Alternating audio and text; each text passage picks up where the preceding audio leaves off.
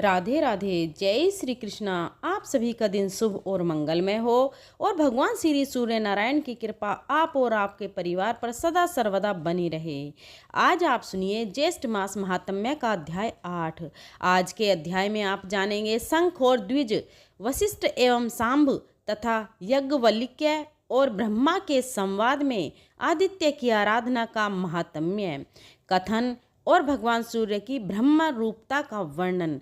राजा शैतानिक ने कहा, मुनि आप भगवान सूर्य नारायण के प्रभाव का और भी वर्णन कीजिए। आपकी अमृतमयी वाणी सुनकर मुझे तृप्ति नहीं होती। सुमंतु मुनि ने कहा, राजन इस विषय में शंख और द्विज का जो संवाद हुआ है उसे आप सुने, जिसे सुनकर मानव संपूर्ण पापों से मुक्त हो जाता है।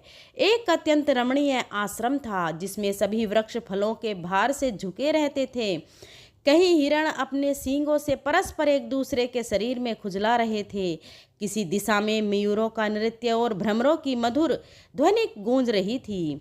ऐसे मनोहर आश्रम में अनेक तपस्वियों में से सेवित भगवान सूर्य के अनन्य भक्त शंख नाम के एक मुनि रहा करते थे। एक बार भोजक कुमारों ने मुनि के पास जाकर विनय पूर्वक अभिवादन कर निवेदन किया, महाराज वेदों के विषय में हमें संदेह है, आप उसका निवारण करें। उन विनय भोजकों की इस प्रार्थना को सुनकर प्रसन्न हुए शंख मुनि उन सभी को वेद अध्ययन कराने लगे। एक दिन वे सभी कुमार वेद का अध्ययन कर रहे थे। उसी समय परम तपस्वी द्विज नाम के एक श्रेष्ठ मुनि वहां आए। अमित तेजस्वी उन शंख मुनि ने उनकी विविधता अर्चना की और उन्हें आसन पर बैठाया। उन कुमारों ने भी उनकी वंदना की, जिससे द्विज बहुत प्रसन्न हुए। शंख मुनि ने उन भोजक कुमारों से कहा, शिष्ट पुरुष के आगमन से अनाध्याय होता है, अतः तुम सब इस समय अपना अध्ययन समाप्त करो। यह सुनते ही कुमारों ने अपने अपने ग्रंथ बंद कर दिए। इसके बाद द्विज ने शंख मुनि से पूछा कि यह बालक कौन है और क्या पढ़ते हैं। शंख मुनि ने कहा, महाराज यह भोजक कुमार हैं। सूत्र और कल्प के साथ चारों वेद, सूर्य नारायण के पूजन और हवन का विधान, प्रतिष्ठा विधि, रथ यात्रा की रीति तथा सप्तमी तिथि के संकल्प का यह अध्ययन कर रहे हैं। तब द्विज ने पुनः पूछा, मुने सप्तमी व्रत का क्या विधान है और भगवान सूर्य के अर्चन की क्या विधि है? सूर्य मंदिर में गंध पुष्प दीप आदि देने से क्या फल प्राप्त होता है? किस व्रत और नियम और दान से भगवान सूर्य प्रसन्न होते हैं? उन्हें कौन से पुष्प धूप तथा उपहार दिए जाते हैं? सब मैं सुनना चाहता हूँ, इसे आप बताएं। सूर्य नारायण के महात्म्य की भी विशेष रूप से चर्चा करें। तब शंख मुनि कहने लगे, इस प्रसंग में मैं महाराज सांब और महर्षि वशिष्ठ के संवाद का वर्णन करता हूँ। एक बार सांब महर्षि वशिष्ठ के पवित्र आश्रम पर गए। वहाँ जाकर उन्होंने नियम आत्मा वशिष्ठ के चरणों में प्रणाम किया और वे हाथ जोड़कर विनती भाव से खड़े हो गए। महर्षि वशिष्ठ ने भी उनके भक्ति भाव को देखकर प्रसन्न मन से उनसे पूछा, वशिष्ठ जी बोले, सांवत तुम्हारा तो संपूर्ण शरीर भयंकर कुष्ठ रोग से विन हो गया है, यह सर्वथा रोग मुक्त कैसे हुआ और तुम्हारे शरीर की दिव्य कांत और शोभा कैसे बढ़ गई, यह सब मुझे बताओ। तब सांब ने कहा, महाराज मैंने भगवान सूर्य नारायण की आराधना उनके सहस्त्र नामों द्वारा की है। उसी आराधना के प्रभाव से उन्होंने प्रसन्न होकर मुझे साक्षात दर्शन दिया है और उनसे मुझे वर की प्राप्ति हुई है।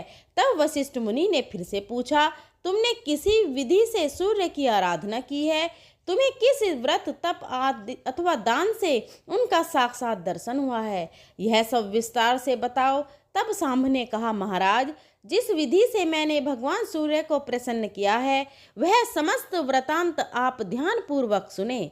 आज से बहुत पहले मैंने आज्ञावश दुर्वासा मुनि का उपहास किया था, इसलिए क्रोध में आकर उन्होंने मुझे कुष्ठ रोग से ग्रस्त होने का श्राप दिया, जिससे मैं कुछ कुष्ठ रोगी हो गया।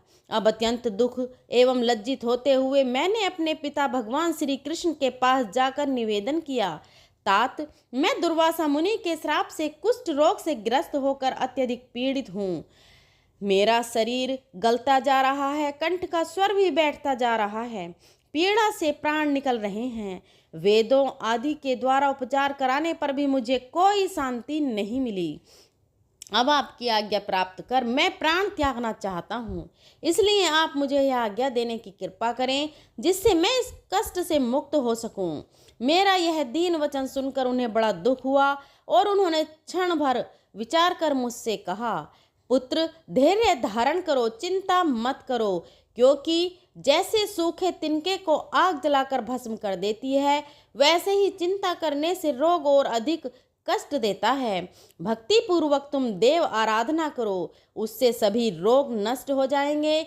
पिताजी के ऐसे वचन सुनकर मैंने पूछा, तात, ऐसे कौन से देवता हैं जिसकी आराधना करने से इस भयंकर रोग से मैं मुक्ति पा सकूं? तब भगवान श्री कृष्ण बोले, पुत्र, एक समय की बात है, योगी श्रेष्ठ याज्ञवल्क्य मुनि ने ब्रह्मलोक में जाकर पदयोनि ब्रह्मा जी के प्रणाम किया और उनसे पूछा कि महाराज, मोक्ष प्राप्त करने के इच्छुक प्राणी को किस देवता की आराधना करनी चाहिए? अक्षय स्वर्ग की प्राप्ति किस देवता की उपासना करने से होती है? यह चरचर विषय किससे उत्पन्न हुआ है? विश्व किससे उत्पन्न हुआ है और किस में लीन होता है? इन सब का आप वर्णन कीजिए। तब ब्रह्मा जी बोले, महर्षि, आपने बहुत अच्छा प्रश्न पूछा है, यह सुनकर मैं बहुत प्रसन्न हूँ।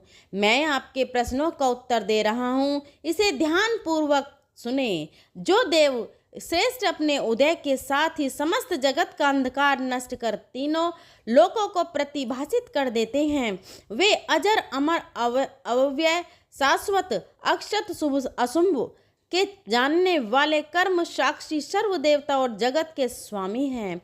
उनका मंडल कभी क्षय नहीं होता। हे पितरों के पिता, देवताओं के भी देवता, जगत के आधार, सृष्टि स्थिति तथा संहार करता है। योगी पुरुष वायु रूप होकर जिसमें लीन हो जाते हैं, जिनके सहस्त्र रश्मियों में मुनि सिद्धगण और देवता निवास करते हैं। जनक, व्यास, सुखदेव, बाल, खिल्य आदि ऋषिगण, पंच सखिक आदि योगीगण जिनके प्रभा मंडल में प्रविष्ट हुए हैं, ऐसे वे प्रत्यक्ष देवता सूर्य नारायण ही हैं। ब्रह्मा, विष्णु तथा शिव आदि का नाम तो मात्र सुनने में ही आता है, पर सभी को वे दृष्टि गोचर नहीं होते, अर्थात दिखाई नहीं देते।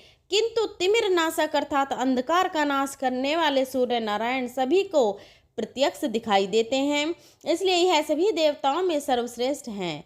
अतः याज्ञवल्क्य, आपको भी सूर्य नारायण के अलावा अन्य किसी देवता की उपासना नहीं करनी चाहिए। इन प्रत्यक्ष देवता की आराधना करने से सभी फल प्राप्त हो सकते हैं। यह सुनकर याज्ञवल्क्य मुनि कहने लगे, महाराज, आपने मुझे बहुत ही उत्तम उपदेश दिया है, जो बिल्कुल सत्य है। मैंने पहले भी बहुत बार सूर्य नारायण के महात्म्य को सुना है, जिनके दक्षिण अंग से विष्णु, वाम अंग से स्वयं आप और ललाट से रुद्र उत्पन्न हुए हैं। उनकी तुलना और कौन देवता कर सकते हैं? उनके गुणों का वर्णन भला किन शब्दों में किया जा सकता है? अब मैं उनकी उस आराधना विधि को सुनना चाहता हूँ जिसके द्वारा मैं संसार सागर को पार कर जाऊं। वे कौन से व्रत, उपवास, दान, होम, जप आदि से जिनके करने से सूर्य नारायण प्रसन्न होकर समस्त कष्टों को दूर कर देते हैं? यह सब आप बताने की कृपा करें, क्योंकि प्राणियों के द्वारा धर्म, अर्थ तथा काम की प्राप्ति के लिए जो चेष्टाएं की जाती हैं, उनमें वही चेष्ट सफल है जो भगवान सूर्य का आश्रय ग्रहण कर अनुष्ठित हो, अन्यथा वे सभी क्रियाएं व्यर्थ हैं। इस अपार घोर संसार सागर में निमग्न प्राणियों द्वारा बस एक बार भी किया गया सूर्य नमस्कार मुक्ति को प्राप्त करा देता है। भक्ति भाव से परिपूर्ण याज्ञवल्क्य ने इन वचनों को सुनकर ब्रह्मा जी से प्रसन्न हो उठे और कहने लगे कि याज्ञवल्क्य, आपने सूर्य नारायण की आराधना का जो उपाय पूछा है, उसका मैं वर्णन कर रहा हूँ। एकाग्रचित होकर आप उन्हें सुने। ब्रह्मा जी बोले, आदि और अंत से रहित सर्वव्याप्त पर ब्रह्मा अपनी लीला से प्रकृति पुरुष रूप धारण करके संसार को उत्पन्न करने वाले, अक्सर सृष्टि रचना के समय, ब्रह्म पालन के समय विष्णु और संहार काल में रुद्र का रूप धारण करने वाले सर्वदेव में पूज्य भगवान सूर्य नारायण ही हैं। अब मैं भेद अभेद स्वरूप उन भगवान सूर्य को प्रणाम करके उनकी आराधना का वर्णन करूंगा। यह अत्यंत गुप्त है, जिसे प्रसन्न होकर भगवान भास्कर ने मुझसे कहा था। ब्रह्मा जी पुनः बोले, यज्ञवल्क्य, एक बार मैंने भगवान सूर्य की स्तुति की। उस स्तुति से प्रसन्न होकर वे प्रत्यक्ष प्रकट हुए।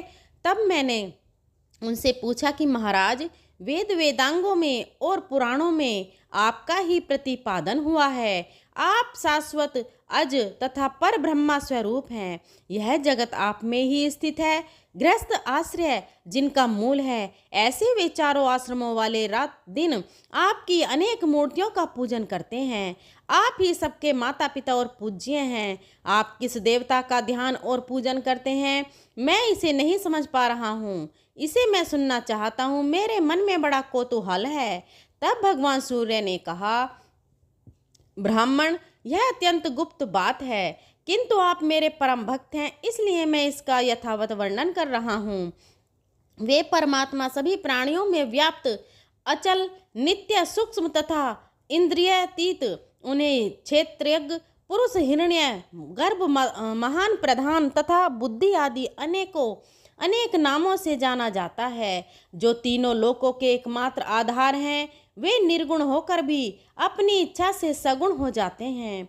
सबके साक्षी हैं, स्वतः कोई कर्म नहीं करते हैं और ना तो कर्म फल की प्राप्ति से संलिप्त रहते हैं। वे परमात्मा सब और सिर, नेत्र, हाथ, पैर, नासिका, कान तथा मुख वाले हैं। वे समस्त जगत को आच्छादित करके अव्यवस्थित हैं तथा सभी प्राणियों में स्वच्छंद होकर आनंद पूर्वक विचरण करते हैं। शुभाशु कर्म रूप बीज वाला शरीर क्षेत्र कहलाता है। इसे जानने के कारण परमात्मा क्षेत्रज्ञ कहलाते हैं।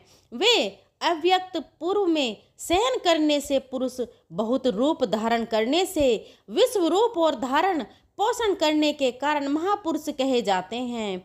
यही अनेक रूप धारण करते हैं। जिस प्रकार एक ही वायु शरीर में प्राण, अपान आदि अनेक रूप धारण किए हुए है, और जैसे एक ही अग्नि अनेक स्थान भेदों के कारण अनेक नामों से अभेद की जाती है, उसी प्रकार परमात्मा भी अनेक भेदों के कारण बहुत रूप धारण करते हैं। जिस प्रकार एक दीप से हजारों दीप प्रज्वलित हो जाते हैं, उसी प्रकार एक परमात्मा से संपूर्ण जगत उत्पन्न होता है। जब वह अपनी इच्छा से संसार का संहार करता है, तब फिर एकाकी ही रह जाता है। परमात्मा को छोड़कर जगत में कोई भी स्थावर या जंगमय पदार्थ नहीं है, क्योंकि वे अक्षय, अप्रियम्य और सर्वज्ञ कहे जाते हैं। उनसे बढ़कर कोई अन्य नहीं है। वे ही पिता हैं, वे ही प्रजापति हैं। सभी देवता और असुर आदि उन परमात्मा भास्कर देव की आराधना किया करते हैं, और वे उन्हें सद्गति भी प्राप्त करते हैं। वे सर्वगत होते हुए भी निर्गुण हैं। उसी आत्म स्वरूप परमेश्वर का मैं ध्यान करता हूँ तथा सूर्य रूप अपने आत्मा का ही पूजन करता हूँ। हे यज्ञवल्क्य मुनि, भगवान सूर्य ने स्वयं ही ये बातें मुझसे कही थीं। जय श्री कृष्णा। आज का अध्याय यही समाप्त हुआ। अगले अध्याय में आप सुनेंगे सूर्य नारायण के प्रिय पुष्प, सूर्य मंदिर में मार्जन लेपन आदि का फल, दीपदान का फल और सिद्धार्थ सप्तमी व्रत का विधान और फल का वर्णन। आइए अब सुनते हैं विष्णु चालीसा का पाठ। विष्णु सुनिए विनय सेवक की चित्त लगाए, कीरत कुछ वर्णन करूं दीजिए ज्ञान बताए। नमो नमो विष्णु भगवान खरारी, कष्ट नसावन अखल बिहारी। प्रबल जगत में शक्ति तुम्हारी, त्रिभुवन फैल रही उजियारी। सुंदर मन मनोहर सूरत, सरल स्वभाव मोहनी मूरत, तन पर पीताम्बर अति सोहत, बैजंती माला मन मोहत। शंख चक्र कर गदा विराजत, देख दैत्य असुर दल भाजत। सत्य धर्म मद लोभन गाजे, काम क्रोध मद लोभन छाजे। संत भक्त संजन मन रंजन, धनुज असुर दुष्ट दल गंजन। सुख उपजाए कष्ट सब भंजन, दोष मिटाए करत जन सज्जन। पाप काट भव सिंधु उतारण, कष्ट नाश कर भक्त उबारण। करत अनेक रूप प्रभु धारण, केवल आप भक्ति के कारण। धरणी धेनु बन तुम ही पुकारा, तब तुम रूप राम का धारा। भार उतार असुर दल मारा, रावण आदिक को संहारा। आप वराहा रूप बनाया, हिरण्याक्ष को मार गिराया। धर्मस्य तन सिंधु बनाया, चोह रतन को निकलाया। अमलिक असुरन द्वंद मचाया, रूप मोहिनी आप दिखाया। देवों को अमृत पान कराया, असुरन को छवि से बहलाया। कुकुर्म रूप धर सिंधु मजाया, मंद्राचल गिरि तुरंत उठाया। शंकर का तुम फंद छुड़ाया, भस्मासुर को रूप दिखाया। वेदन को जब असुर डुबाया, कर प्रबंध उन्हें ढूंढवाया। मोहित बनकर खलय नचाया, उसी हे कर भस्म कराया। असुर जलंधर अति बलदाई, शंकर से उनकी थी लड़ाई। आर पार शिव सकल बनाई, कीन सती से छल खल जाई। सुमरिन कीन तुम्हें शिवरानी, बतलाई सब विपत कहानी। तब तुम बने मुनीश्वर ज्ञानी, वृंदा की सब सूरत भुलानी। देख तीन धनुज शैतानी, वृंदा आए तुम्हें लपटानी। हो स्पर्श धर्म क्षतिहानि, हना असुर और शिव शैतानी। तुमने ध्रुव प्रहलाद उबारो, हिरण्याक्ष आदि खल को मारो। गणिका और अजामिल तारे, बहुत भक्त भव सिंधु उतारे। हरऊ सकल संताप हमारे, कृपा करऊ हर सिर जनहारे। देखऊ मैं निज दर्शन तुम्हारे, दीप बंधु भक्तन हितकारे। चाहता आपका सेवक दर्शन, करहु दया अपनी मधुसूदन। जानू नहीं योग्य सब पूजन, होए यज्ञ स्तुति अनुमोदन। शील दया संतोष सुलक्षण, विंदित नहीं व्रत बोध विलक्षण। करहु आपका किसी विधि पूजन, कुमति विलोक होत दुख भीषण। करहु प्रणाम कौन विधि सुमरण, कौन भांति में करहु समर्पण। सुरमुनि करत सदा शिवकाई, हर्षत रहत परम गति पाई। दीन दुखिन पर सदा सहाई, निज जन जान ले अपनाई। पाप दोष संताप नसायो, भव बंधन से मुक्त करायो। सुत संपत्ति दे सुख पुजायो, निज चरणन का दास बनायो। निगम सदा ये विनय सुनावे, पढ़े सुने सो जन सुख पावे। श्री विष्णु चालीसा समाप्त होता है। प्रेम से बोलिए भगवान विष्णु और माता लक्ष्मी की जय। भक्तों, आपको आज की कथा कैसी लगी कमेंट बॉक्स में ज़रूर बताएं। अगर आपको कथा पसंद आई हो तो अपनी फ्रेंड और फैमिली में शेयर करें और हमारे चैनल सुविचार विद रीना को सब्सक्राइब करें। हमारे चैनल पर रोज के दिन की कथाएं और जेठ मास का महात्म्य रोज प्रस्तुत हो रहा है, तो आप हमारे चैनल पर जाकर उन सबको सुन सकते हैं। यहाँ तक के बने रहने के लिए बहुत बहुत धन्यवाद। अगर मेरे बोलने में कोई त्रुटि रही हो तो मैं हाथ जोड़कर क्षमा मांगती हूँ। धन्यवाद।